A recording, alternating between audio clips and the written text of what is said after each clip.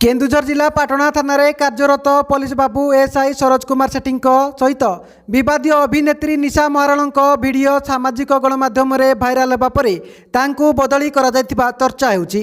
सूचनायोग्य 4 दिन तले पाटणा थाना अंतर्गत तेंडोरा ग्राम अपेरा मंचस्थ होता आइटम गार्ल तथा विवादीय अभिनेत्री निशा महाराणा नृत्य परिवेषण करथिले।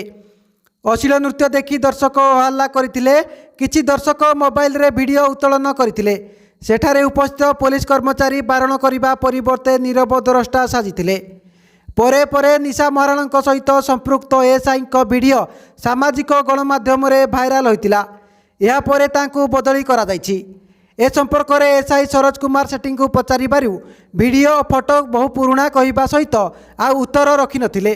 अन्यपटे एसआई सरोज कुमार सेठी आज अचानक केन्दुझर सदर महकुमा को बदली होइतिबा थाना अधिकारी मानस कुमार महाकुड़ प्रकाश करछंती। तेबे केउ कारणरू तांकर हठात बदली हैला पुणी आपत्तिजनक वीडियो भाइराल परे ताहा जणा पड़िनी। एपटे किंतु अचानक एसआई बदली को नहीं चर्चा जोर धरिछि। Bureau report Odisha news TV live.